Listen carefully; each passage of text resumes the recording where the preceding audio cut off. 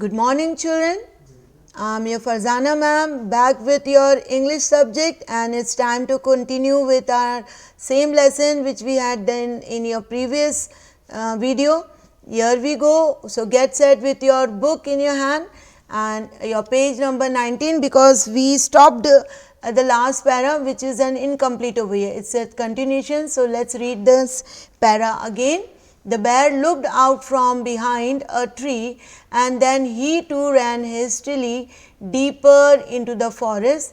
तो उनको जब एकदम से बहुत ज़ोरदार आवाज़ें सुनाई दे रही थी, काउज भी एकदम ज़ोरदार आवाज़ निकाल के इधर उधर घबराहट में भाग रही थी, तो बेर ने जब देखा कि looked out from the behind the, यानी वो छुप गए डर के मारे ट्री के पीछे और देखा कि क्या आया है। और फिर जैसे ही उनको कुछ दिखा, नज़र आया, वो क्या किया उन्होंने, बेर ने, वो एकदम जल्दी से सडनली वो अपने आप को ले गए कहाँ पर, भागते भागते फॉरेस्ट के अंदर, डीपर इन द फॉरेस्ट, बुरी तरह से जो भागते हैं वैसे भाग गए। हेस्टिली मीन्स वेरी फास्ट, इन जैसे बोलते हैं ना, जल्दबाजी में आप चले जाते हो बिना सुने कि मम्मी या डैडी क्या बोल रहे हैं। Hastily you just run away from the house, कुछ भी आपसे काम बोला हो तो वैसा सोचे समझे बगैर आप जब काम करते हैं उसको हेस्टली बोलते हैं। वो भी ऐसे ही सोचे समझे बगैर, सोचने का टाइम ही नहीं था, क्योंकि जो उन्होंने देखा बेर ने वो बहुत ही खतरनाक होगा। Let's see what is that, what the बेर saw. Turn your book, turn your page. Now, why did I have to come here? Said he to the dog. तो बेर ने पूछा डॉग से कि तुम्हें मालूम है कि हम दोनों, मैं क्यों आया हूँ इधर और तुम मेरे साथ क्यों आ गए हो? It is the lion who rules the forest in these parts. तो ये जो पार्ट में हम चल रहे थे, इस एरिया में पूरी तरह लायन का रूलिंग होता है। We shouldn't have come here.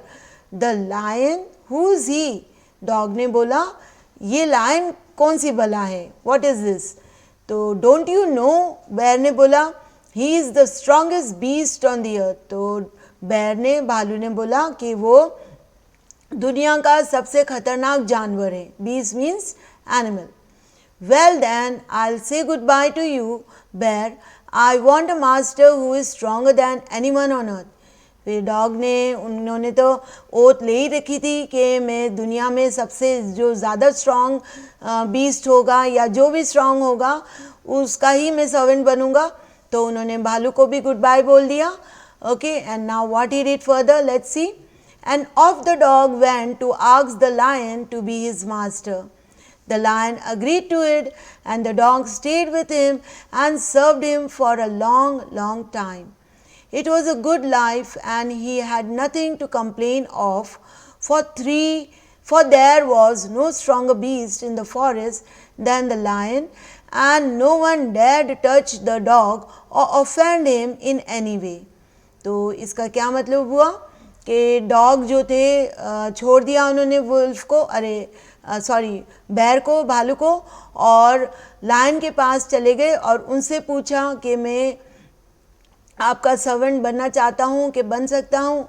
Lion agree हो गए to become the master of the dog, और ये दोनों काफ़ी अरसे तक, काफ़ी टाइम तक साथ में रहे। डॉग उनकी खिदमत करता रहा, सर्व्ड मतलब to take the care of the lion, यानी कि जो भी एक सर्वेंट कर सकता है वो सारा काम उन्होंने किया लायन का, और काफ़ी दिनों तक वो दोनों साथ में रहे as a master and the servant.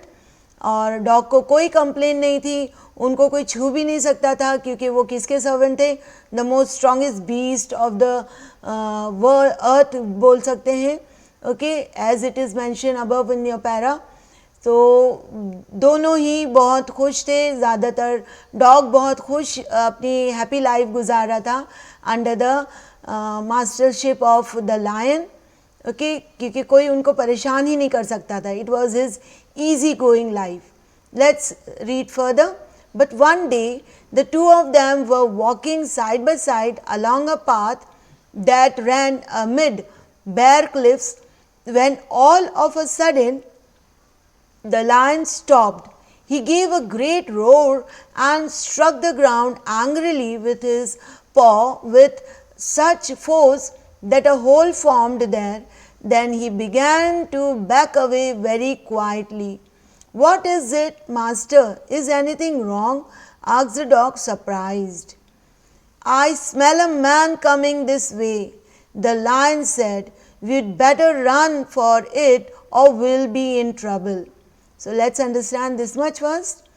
So क्या हुआ जब एक दिन वो दोनों कहाँ पर चल रहे थे, वॉकिंग साइड बाय साइड एक दूसरे के साथ चल रहे थे, और कहाँ पर चल रहे थे, यानी कि पाथ डेट रैन अमिड बेयर क्लिफ, यानी कि एक पहाड़ी थी, उधर पहाड़ी के बीचों बीच में उन लोग का जो एक रास्ता बना हुआ था, ओके, एमिड मतलब बीच में, बीचों बीच में, और पूरे आसपास पहाड़ी थी, पहाड़ी का इलाका था, और वो पहाड़ी पे कुछ भी नहीं, means nothing grown, bare cliff था, कोई ट्री पेड़ जहाँ यानी कि कुछ भी ग्रो नहीं हो रहा था, उसको बेयर क्लिफ बोलते हैं हम, जहाँ पर कुछ उगा हुआ नहीं होता है।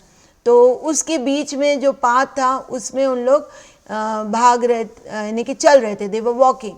तो क्या हुआ, सडनली एकदम से लायन स्टॉप हो गया चलते चलते, और लायन ने एक बहुत बड़ी चीख मारी, ग्रेट रोर मतलब बहुत ज़ोरदार चीख मारी, एंड स्ट्रक द ग्राउंड, और अपने हाथों से यानी कि आगे के जो उनके पॉ होते हैं उससे बहुत ही गुस्से में उन्होंने इतनी ज़ोरदार जो फोर्सफुली उधर जो लैंड पे खड़े थे, ज़मीन पे खड़े थे, वहाँ पर फोर्सफुली अपना पॉ को दे मारा, जिसकी वजह से उधर एक होल भी हो गया।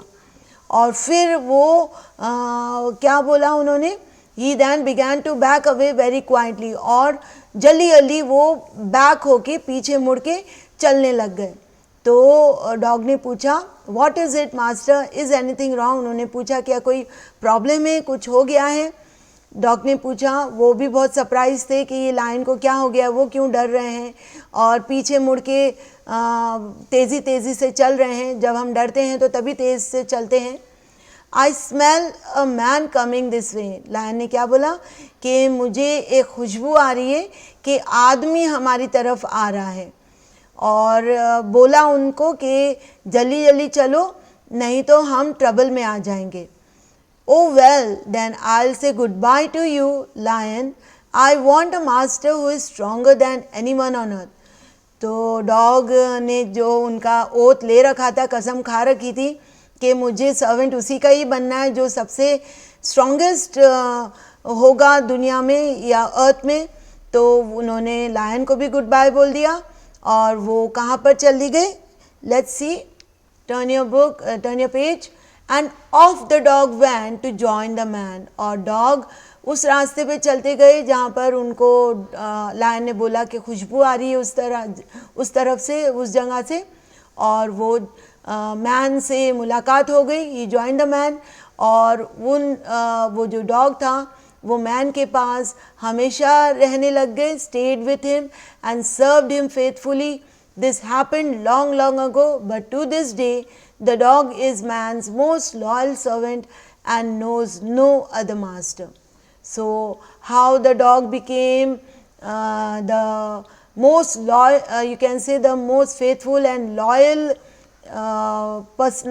beast of the men is through this story we came to know that he wanted to be a servant, he wanted to have some shelter under some strongest personality on the earth, and so he met the strongest personality of the earth was the man, and till this date ये जो लिखा है, what do you mean by till this day, मतलब अब तक वो जो dog ने अपना कसम खा रखा था वो कसम उनकी पूरी हुई, वो जो उनको चाहिए था उनको मिल गया, and he is under the service of man, and it is the end of the story, children. We will discuss this first one right now, discuss these questions in pairs before you write the answer. तो लिखने से पहले आपको discuss करना है. Why did the dog feel the need for a master? It's in your para 1 and 2. Because he wanted to have a very life in which he didn't want to have been frightened by anyone on the earth, as well as a content full of easy food which he could get rather than killing the animal by himself, roaming, wandering by himself. He wanted to be under someone so that he get two things, protection and food. Okay. 2. Who did the first choose as his master?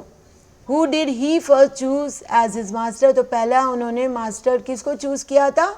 It was wolf. And why did he leave that master? उन्होंने wolf को क्यों छोड़ दिया? And he became the servant of the bear is because the wolf was not stronger than the bear and bear was stronger. You can write anything vice versa because bear was more stronger than the wolf. Okay. Who did he choose next? फिर उन्होंने किसको next choose किया? Naturally it was the wolf first, then the bear. So bear was the next which he chose, and he became the servant of the bear. And why did he serve the lion for a long time? Because the lion was the most strongest beast of the earth, and he served him for a long because till then no man had arrived in the jungle. You can share this also. Yes. Who did he finally choose as his master and why? So finally the dog chose his master as the man. And why? Because the lion, who was the strongest beast of the earth, he too was scared of the man. Okay. So here you are going to do this summary of this lesson after reading once or twice. You will get this answer of this fill in the blanks. I will stop over here my explanation and discussion of this page. We will begin our continuation of this lesson in the next video. Till then, children, keep reading your lessons. It's an interesting lesson. Read it at least twice till you understand the deep lines or in between lines of the lesson. Thank you, children.